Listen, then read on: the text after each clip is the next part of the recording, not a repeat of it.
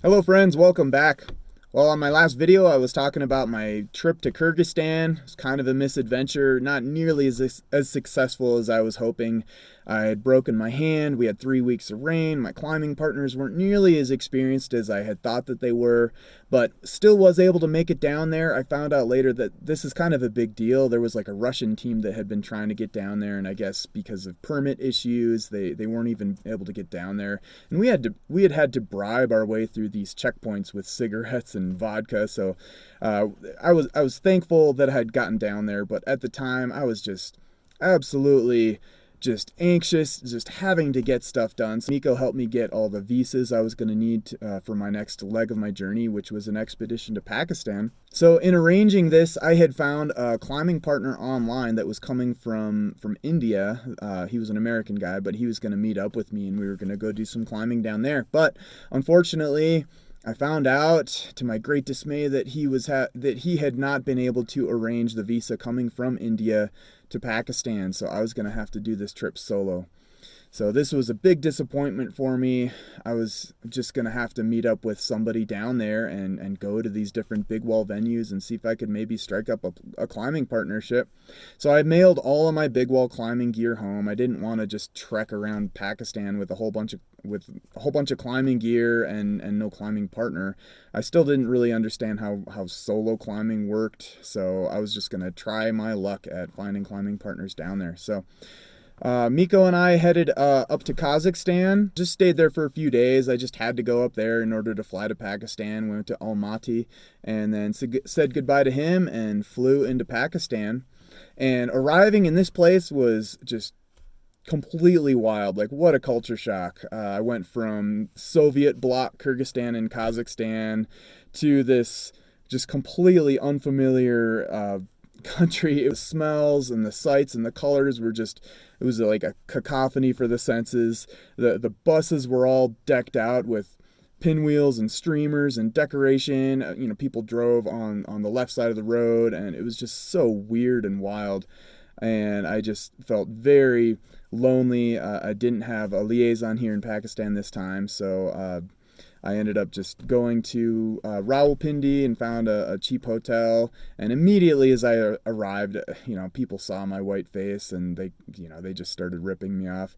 I played it off like I was from Norway. I had a little Norway patch sewn on my backpack because Pakistan and America were not, doing so well at the time. So in my mind, I had hoped to just go up to the glaciers in Pakistan, up to the Baltoro Glacier, and just trek alone, like I had done in other places, and just find climbing partners. But came soon to find out that I'm not allowed to do that, since this is kind of in disputed territory with India, and it's kind of a war zone. Again, I don't know why all these big climbing areas have to be in such disputed war zones, but this one certainly is. It's right on the border of China as well.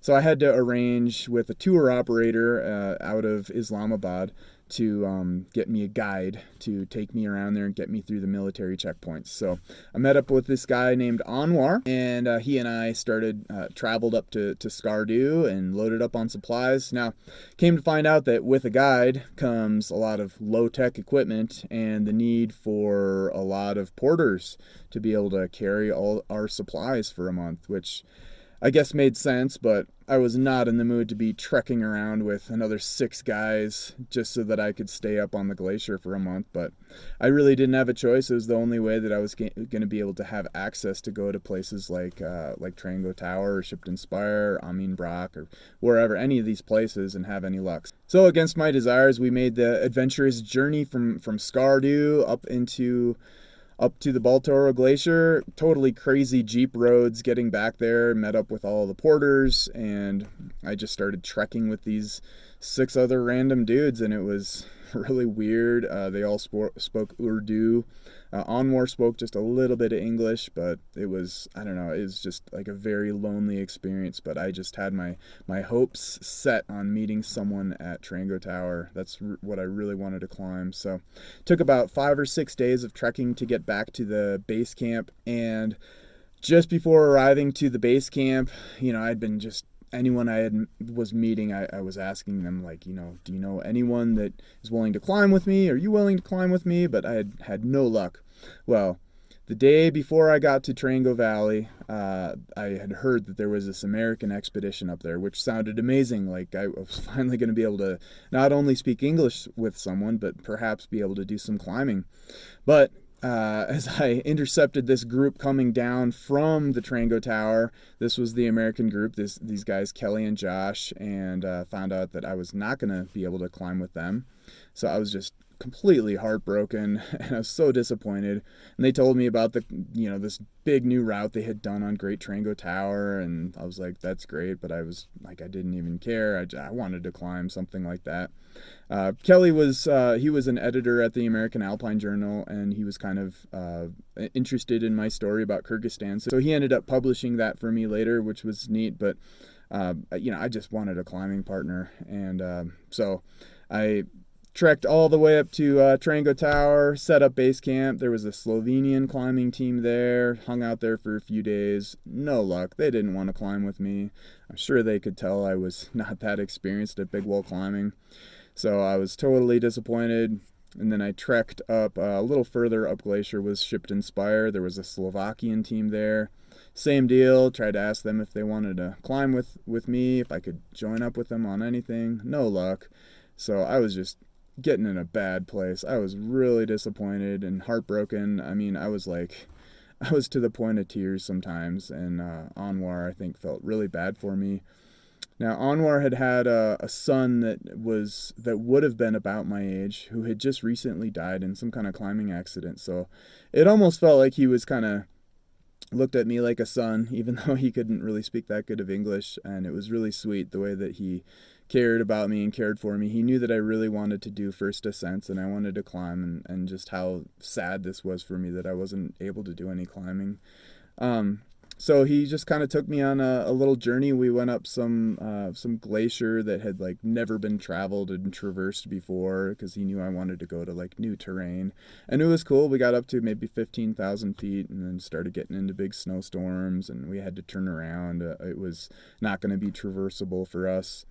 And just kind of with my tail between my legs, we headed back to Skardu and then went up another glacier towards Masherbrum. I got to meet his family in Houché, which was neat. Went to some other base camps, Amin Brock, some other places, but there was nobody out there, nobody to climb with, and I was just feeling just incredibly depressed. And so I got back to the land of the living, back to Islamabad, and went to one of the internet cafes. This is how you got onto the email and stuff.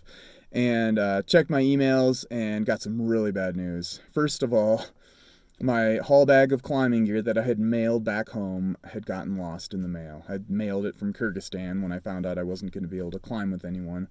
And apparently they couldn't find it, so thousands of dollars of climbing gear just gone. So that was terrible. Next email was from my friend Chris back in Denver.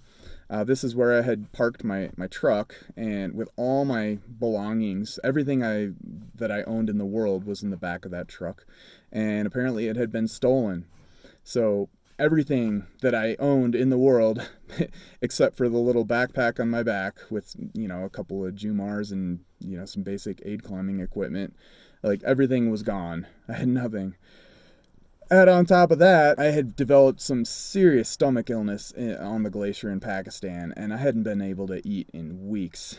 I was able to eat, but it just came right through me. I felt terrible. I was getting weaker and weaker every day. So I was just in a really depressed state. And then additionally, I felt like I just kept getting ripped off everywhere I went. Any little bit of money that I had was just getting, basically felt like it was getting taken from me.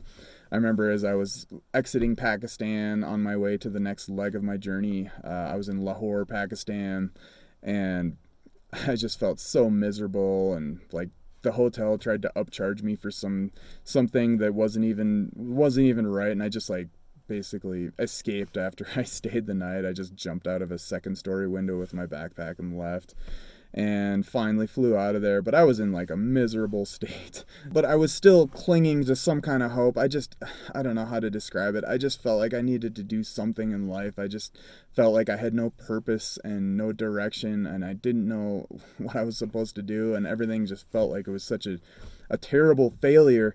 So I found some random ultra marathon in Duluth. I had run a leg of it before, but I decided, all right, well, if I can't make any success in climbing, maybe I can just go do this simple run. I can go run an ultra marathon. So I signed up for it online and planned on running that as soon as I got back. So I just, kind of in between legs of the journey in Pakistan, and as I traveled on, I tried to continue running, but I was just getting weaker and weaker with this stomach ailment, which I found out later was giardia.